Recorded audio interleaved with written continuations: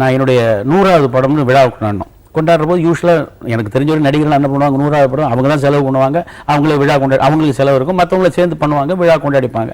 நான் என்ன பண்ணேன், இதெல்லாம் வேண்டாம்னு சொல்லிட்டு நான் கேட்டேன், வேண்டாம்னு சொல்லிட்டு 100 படத்தில் கதாநாயகன் நடித்த கதாநாயகனை அறிமுகப்படுத்திய தயாரிப்பாளர் டைரக்டருக்கு பாராட்டு விழான்னு வச்சு ஜோசப் தலையை உட்காந்து வச்சு எல்லாரும் மாலைகளை போட சொல்லி பண்ணேன்.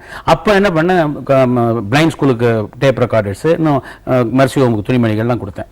அப்போ என்ன பண்ண, கவர்னரை கூப்பிட்டேன். அவங்க கவர்னர் 1000 ஃபார்மாலிட்டிஸ் உண்டு, ஏன்னா இண்டிவிஜுவல் ஃபங்க்ஷனுக்கு வரக்கூடாதுன்னு உண்டு. நம்ம ஃபங்க்ஷன் கொஞ்சம் கன்சிடர் பண்ணாங்க, பட் கடைசியில் வேண்டாம் ஃபார்மாலிட்டிஸ் வேண்டான்ட்டாங்க. நான் ஏவிஎம் செட்டியார் முன்னாடி கூப்பிட்டுருந்தேன்.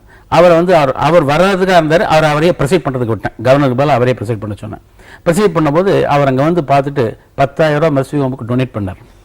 டொனேட் பண்ண ரொம்ப சந்தோஷம். நான் சொன்னேன், நல்ல வேளை கவர்னர் வரல, செட்டியார் தலைமை தாங்கிறதுல எனக்கு 10,000 ரூபா அந்த மர்சி ஹோம் கிடைச்சதுன்னு சொன்னேன். செட்டியார்கிட்ட நான் அவ்வளோ படம் பண்ணுறேன், இந்த தேவியம் கவுண்டர் நான் அவரும் உட்காந்து பேச நமஸ்காரம் வணக்கம் இதோட சரி. நான் பேசினதே கிடையாது ஜாஸ்தி, அப்படி தெரியும், அவருக்கெல்லாம் தெரியும் என்னை பற்றி. அவ்வளோதான். நான் செட்டியார் போய் ஒரு தடவை ரூமில் போய் பார்த்துருப்பேன்னு நினைக்கிறேன். அவர் அந்த படத்தை பார்த்துட்டு அதை அவனுக்கு அது இந்த சீனை திருப்பி எடுங்க அதுன்னு சொல்லிட்டு இன்ஸ்ட்ரக்ஷன்லாம் டேரக்டருக்கு போவோம். ஸோ நேராக பார்க்க வேண்டிய சந்தர்ப்பங்கள் 100வது நாள் விழா அதுக்கு இங்கே பார்க்குறதும் சரி.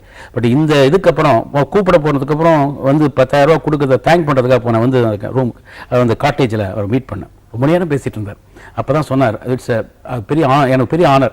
எல்லாரும் எப்படியோ பண்ணிட்டு இருக்காங்க ஜெய்சங்கர், ஆனால் இங்கே உங்கள் மெத்தட் இருக்கு பாருங்கள், இனிமேல் அந்த மெத்தடை எல்லாரும் ஃபாலோ பண்ணுவாங்க நான் அன்றைக்கி சொன்னார்.